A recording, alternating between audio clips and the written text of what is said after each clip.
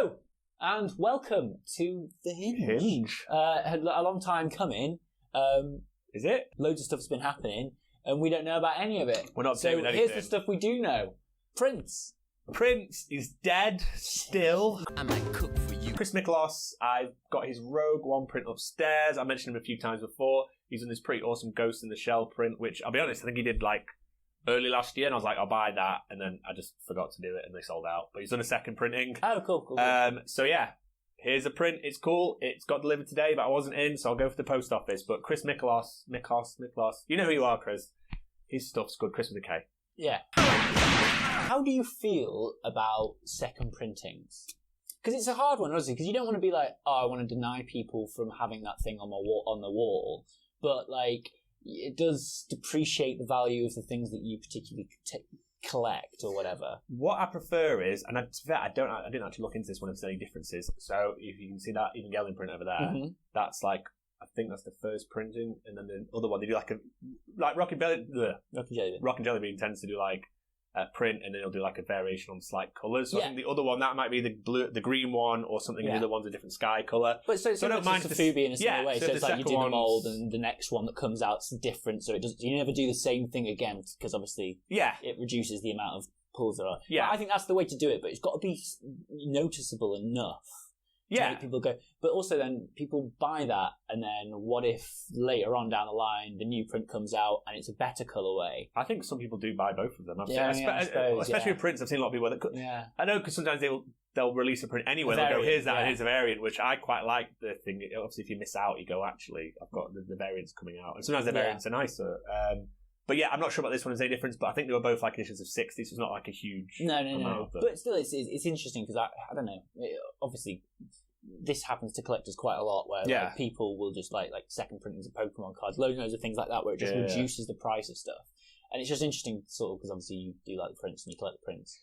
I've got that Lost in Translation one it says, which is the number one of 100. It doesn't really mean anything, but to me it's quite special. I go, it's the first one. But really, obviously, you must have done artist proofs and things like that before, so it's not like the first one out of his brain. But still, but the thing is, it's the 100 that's the big part there. So if in 2 years, one of those just gets one of those just gets put on Mondo, say, with 1,000, 200, say, things, and it's exactly the same. It looks no different. It just says one of 250, because it's a 250 print thing, and no one can tell. Everyone just takes a picture of it, and you just see it, and it's sort of I think it just depends. It feels like something's been taken away from you. I know what you mean. It's like exclusivity that has been dropped. So you are not one of 100, you're now one of 350. Yeah, well, it's I've got that Ben Frost print, which is just that one, which is just a one-off. That's the only one there is. Yeah. And I do like that, because I've never seen another one. He's not even used the art for just... For other things. Or the similar stent, or whatever you call it. So I know what you mean. It's Sofubi time. Something that's just happened that I was quite interested in is the Kaiju Hunting Series 2. So this has been out for a bit of time. It's still not going to be released until March, but you can start pre-ordering it now at selected sites like My Passing Heart and all the other ones, Paradise and stuff like that. But I loved the Kaiju Hunting series last time with the Seedless and the tag stuff. And was that Sofubi Friday one? That was last Sofubi Friday. But this year, I'm not as bothered. There's only about 2 in there that I really love.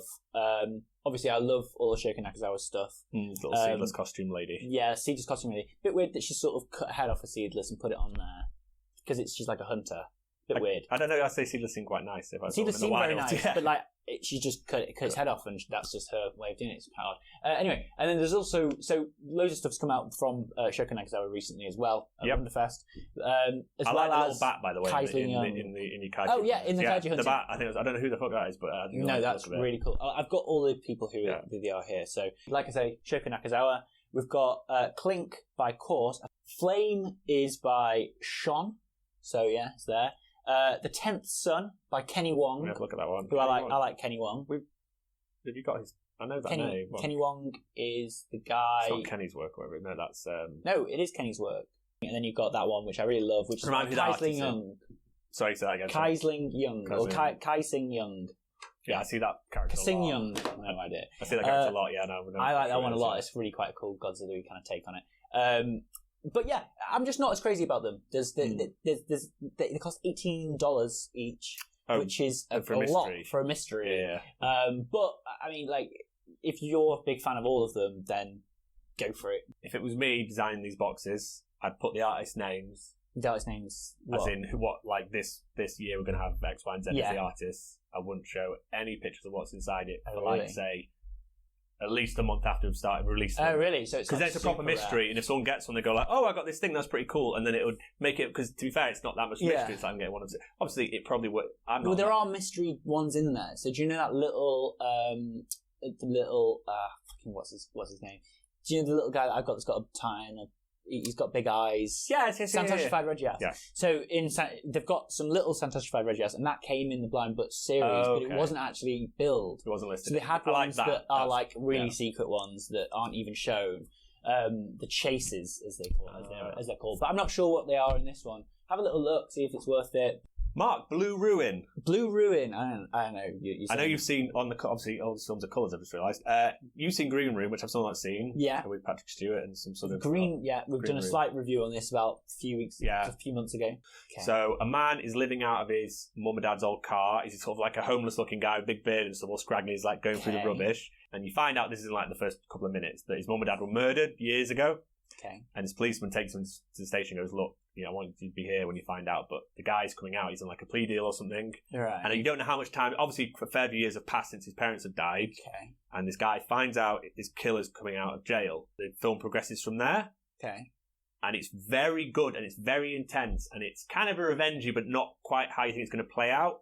And the guy is just a very it's like me, just some average bloke. It's not like some ex-military guy. He's just a bloke with this old car. It's a bit, I don't want to say like Drive. Do you know, like a bit like Drive, where there's not a huge amount of dialogue? It's like quite a burn. It's like a slow burn thing, but it really ratchets. Something gets very, very tense. Okay. But no one in it. I don't recognise any of the actors in it. So Patrick Stewart's not in it. No. But the main guy's really good. But I was like, I literally didn't recognise anyone in the whole film. But it just was. It's like an hour and a half, 90 minutes, just flies by. I am not gonna lie. And it's not. There's a few little gory scenes, but nothing really. Yeah. Okay. Like. Fine, I might be able to do it. It's not the gore that I'm bothered about. It's just I just don't like watching depressing stuff. Oh no, it's not depressing. It's exciting. It's an exciting film, but it's really. Green Room was a bit depressing. Yeah. You've not seen it still. No, you should watch Green Room. I know it's on Netflix. It's not on Netflix. Is it on? It was on ages and it's on. You have to pay for it on Prime. As soon as it's on, I'll buy it. I mean, I'll buy it. I won't buy it. I'll watch it for free. But Blue Ruin, I know the film's like fucking 6 years old, but it really just like grabbed me as soon as it came on. But very good. Talking of not 6 years old films, I watched Jojo Rabbit. The Hitler film. Jojo, not really, to be honest. He's in it quite a bit. I feel like it was billed a lot more as a Hitler film. Don't ruin it for me. I'm not going to ruin it. Is he pretending to be Hitler? Like, I know is he like an American? I don't know, but is he meant to be Hitler? Or is that just someone who looks like? I think it's kind of common knowledge that he's an imaginary friend of the child. Yeah. Right. So he's not literally Hitler. No, he's not literally Hitler. He's just someone who's like embodies Hitler or something. I don't know. Yeah, it's basically the child's idea of what Hitler is. Oh, okay, so he's kind of like a mythical person who's got like bomb-proof legs, loads and stuff like that. Like he's just like a magical sort of being. Like Drop Dead Fred. Yeah. Yeah. Oh, well, who's Drop Dead Fred again? Rick Mail. Yeah. He's the imaginary friend. Yeah. But he's just like the best version of Hitler he can be. He's got blue eyes. Oh, so he's sort of all like the. He's kind of like what propaganda makes Hitler out to be. Yeah, okay. But it's a very good film. Like, I don't know if Scott, the Oscars was yesterday. Parasite won. Sorry, spoilers. I don't know why it's a spoiler. I feel like Scarlett Johansson might have won. Someone won Best Supporting Actor. I thought it was Best... She might have won something for Marriage Story. I feel like she might have won something. Oh, I think it was Marriage Story, actually, that she won it for. Yeah. Even though she was very, very, very good in this, I will say. And the little kid's very good in this, so it makes me feel quite good about Home Alone. Yeah, I was going to say one of the kids from Home Alone. There's another little kid, he's like best mate, who's like, I think it's like Porky. I don't know, I say Porky, but that might be really bad because he's like slightly round as a child. Jojo Rabbit was really, really good. It's fantastic acting in there. It kind of reminded me of like a bit Wes Anderson-y looking film. It's very, very Wes Anderson-y. Especially the start is really Wes Anderson-y.